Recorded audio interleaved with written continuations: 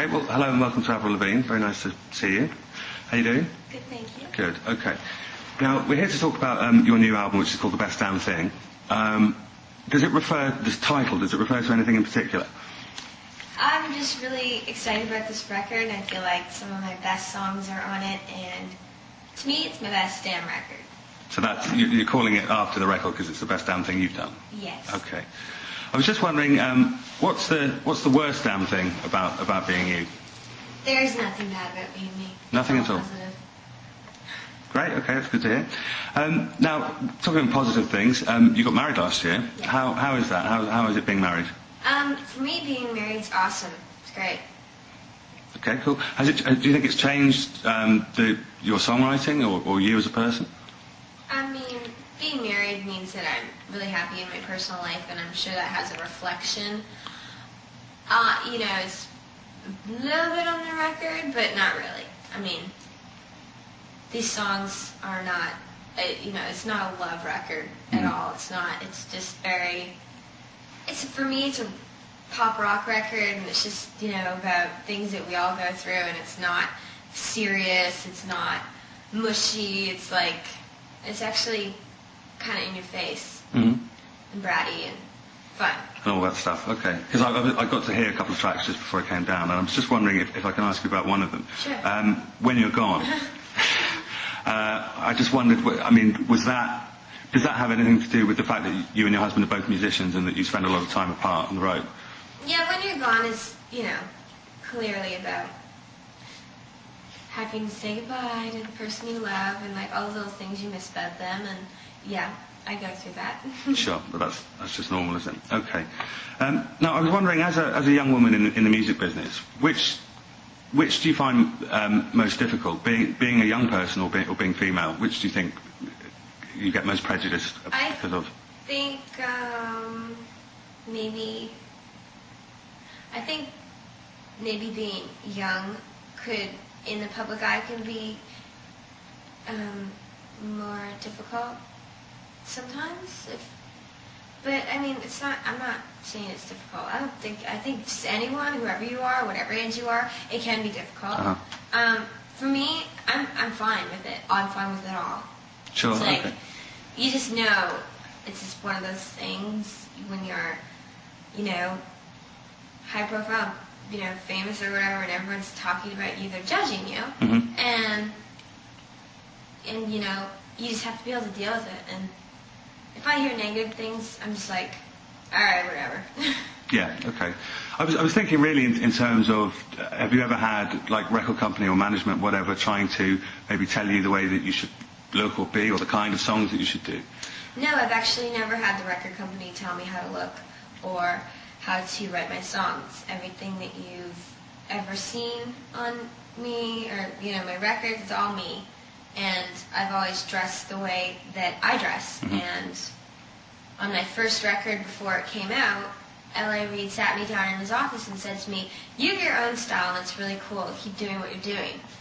Oh, that's really good. I think if the record company actually told me what to wear, they'd probably be like, "Why don't you dress a little nicer? Right. Why don't you be a nicer girl and whatever?" Sure. But it was really actually cool that they let me be me, and it's better that way because I come across better as myself. Okay. So there was, because I listened to 7 tracks just now, and there's quite some language on there in places. I was wondering if that wasn't interfered with either. There was no question on that. This is the first record I've kind of swore on.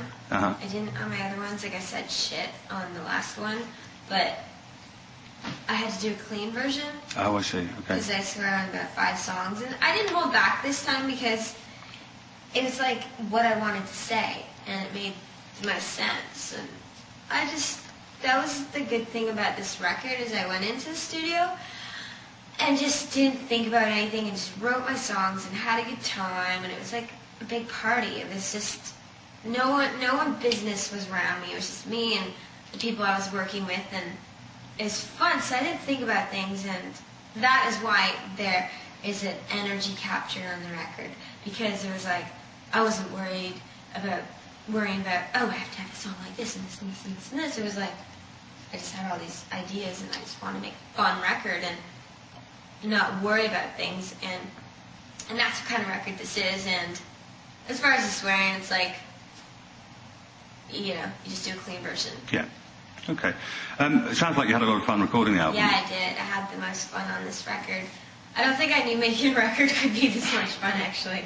Is that because you had complete control of what you were doing without interference? Yeah, I had complete control, and I didn't work with anyone like an A&R guy, like a person from the label. I did it, and I kept it all to myself until I was finished. But I've had complete control of my other records, but people were, like, hearing the songs every time I wrote songs, they were more involved. But it was more like, I think of my other records, it was just very serious. Like I'd go into the studio and I'd be writing with like adults, and it was just very go in, write, and leave, which is fine, which is how you get it done. But this time it was like the people I was hanging out with were just like, drinking and ordering food and like taking breaks, and like I'd go in and we wouldn't work all day, and then we'd start working at like midnight.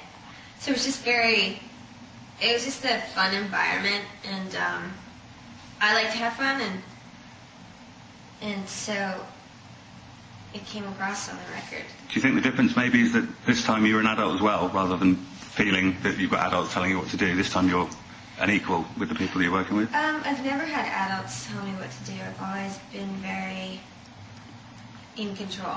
Okay. And do you have a favourite track on the new album? Is there anything that you were particularly proud of that stands out? Well, yes. My favorite song, one of my favorite songs on the record right now, is "I Can Do Better." Mm-hmm. I like it because it's a bit of a new sound for me, and it's really aggressive, and it's a rock and roll song, and it's very empowering lyrically. It's about, like it says, "I can do better," and it's about moving on and just not taking someone's crap. And I also have a song called "Innocence." It's like a piano song that's really pretty, and that's about capturing a moment in time and holding on to it. Okay. It's very different songs. Sure. Okay. Now, you've been very, very successful from the age of 16, 17 years old.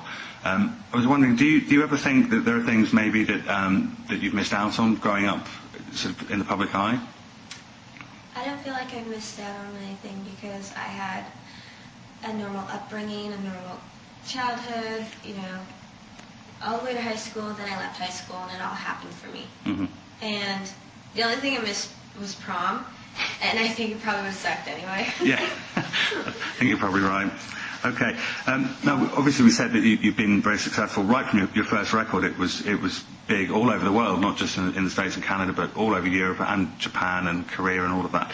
Now, that doesn't always happen. That's quite unusual for someone with a first record to go global like that. Do you have any idea what it is about you that appeals to people everywhere? I think I have a really strong image. I am a certain thing. No one else is like me. Mm-hmm. And I think a lot of people just thought, really paid attention to me because when I came out, I was so different and like nothing else. And I was a young girl who wrote my own songs and played guitar. And I wasn't just like this, dulled up little pop star. I was just very, I'm very normal and honest, and I speak my mind. And I think a lot of people could relate to me because I came out and I was just this regular girl. Mm-hmm. And that's how I come across, and it's because I am, and so I was different, and I am different from everyone else out there, and I think that's why I was accepted very well. And then, of course, then you have people who are like totally not into me, but I've done really well overseas and everywhere, and they can't believe it, like walk off an airplane, I'm in this country I've never been to before, and everyone's waiting for me and freaking out, and it's really exciting, and I'm really, really lucky. I was going to ask you, actually, are fans different in different countries? Do they treat you differently? Absolutely. Every country. It's like Japan, and then the people here, and in Canada, like each crowd is different in the way that the fans act, and it's interesting to see. Well, how would you describe British fans? Well, over here it feels very rock and roll. Yeah. And when I do a concert, everyone, I feel like everyone just really, everyone rocks out, and everyone's just very like, I don't know how to explain it. It's more like what I see. And like everyone's like super dedicated, and you know, I haven't been here for a couple of years, and I just came over, and like the fans that have seen me, they're crying, and they're like, you know, really excited, and it's cool. And then like in Japan, you have like everyone's so quiet, and they're like, you know, ultra polite, really aren't they? cute and really polite and reserved, and they always have gifts. Yeah. Which is cool. What's the strangest gift that you've been given? A wedding dress in Korea. That's quite strange. Yeah. And a bunny in a bag. What, a real one? A rabbit. A live one? Yeah. It's supposed to mean something like good luck or something. It's kind of Okay. I was like, what do I do with this? What did you do with it? I gave it to my label rep to like, for her to take care of, put it somewhere good. Okay. It was just in case anyone's worried about the bunny, it's safe. Yeah, no, we flushed it down the toilet. I'm kidding. I could edit that badly. Okay. Now, also, you've done a couple of movies as well. With Richard Gere, you're in The Flock, and you're in Fast Food Nation as well, and the voice for Opossum, I believe, in Over the Hedge. Do you see a time maybe where movies become more important to you than music, or will that never happen? I love music, and I love singing, and music's always going to be a part of my life. And now, you know, I just want to act and do some cool movies, and I'll do both. Do you get offered lots of movies? I've been offered scripts. I have an agent, and I'm just being really selective. Yeah.